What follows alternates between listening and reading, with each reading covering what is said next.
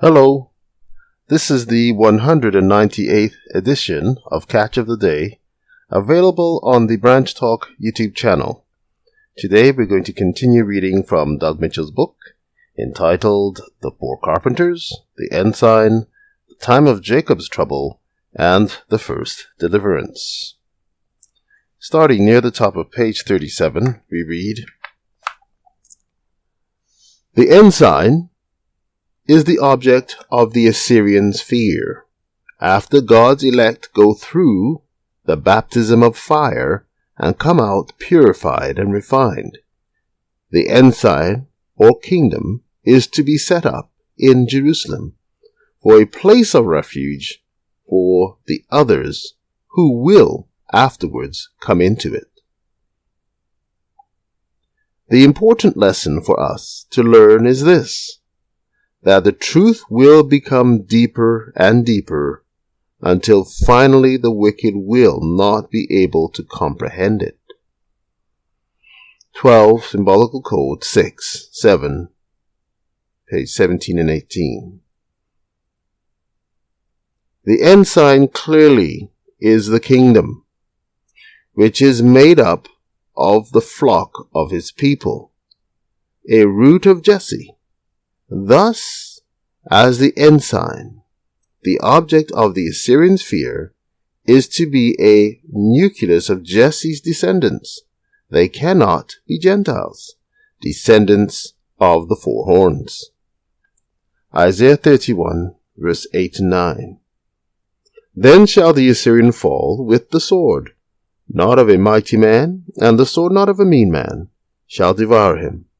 But he shall flee from the sword, and his young men shall be discomfited, and he shall pass over to his stronghold for fear, and his princes shall be afraid of the ensign, saith the Lord, whose fire is in Zion, and his furnace in Jerusalem.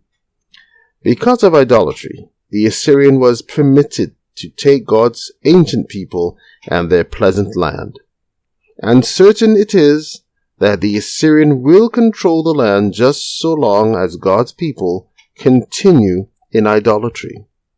But just as soon as all idols are cast aside, yes, as soon as the great revival and reformation takes place in the hearts of the people, then the Assyrian, the power that now rules them, shall certainly fall, and God's people shall just as certainly return.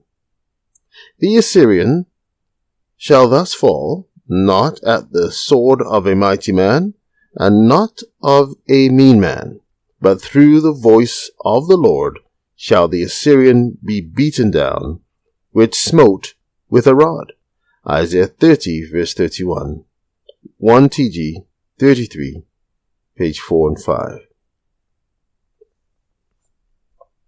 There, again, we find that the power designated as the Assyrian is the last Gentile power that is to have control of the promised land.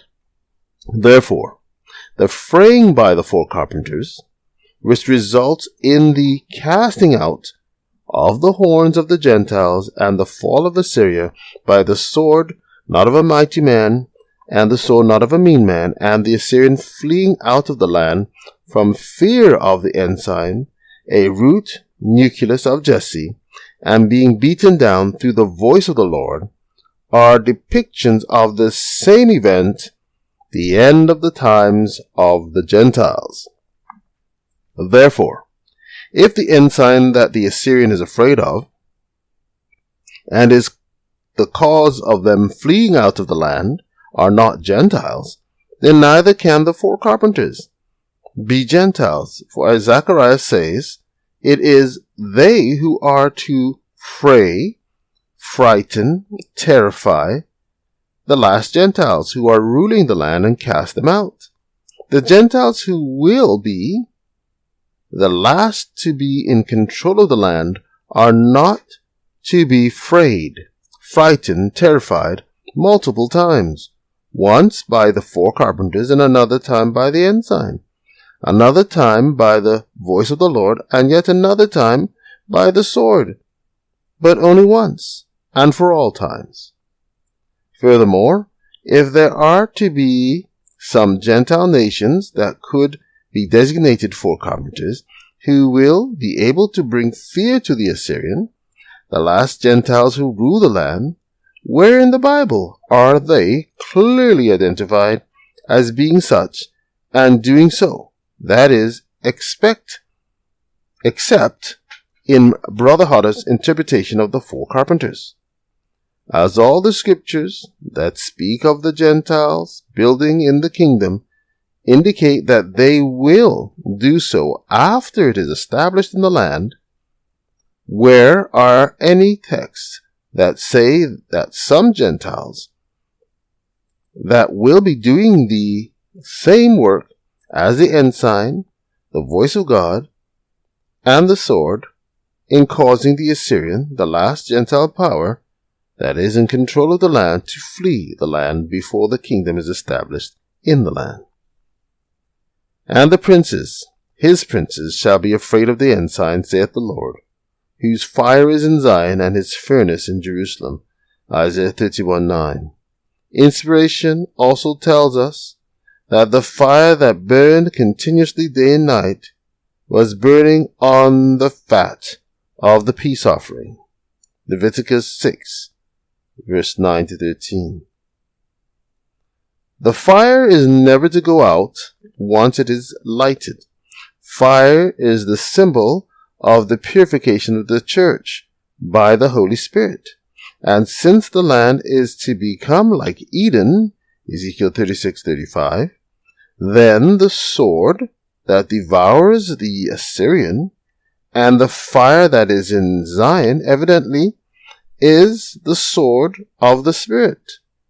Just as the ancient pair were afraid of the flaming sword at the entrance of Eden, so likewise the Assyrian will be afraid of the fiery sword in our time, once it is lighted in Zion and his furnace is in Jerusalem. The Healing of the Nations, Volume 1, Numbers 2, page 1 and 2. Take care.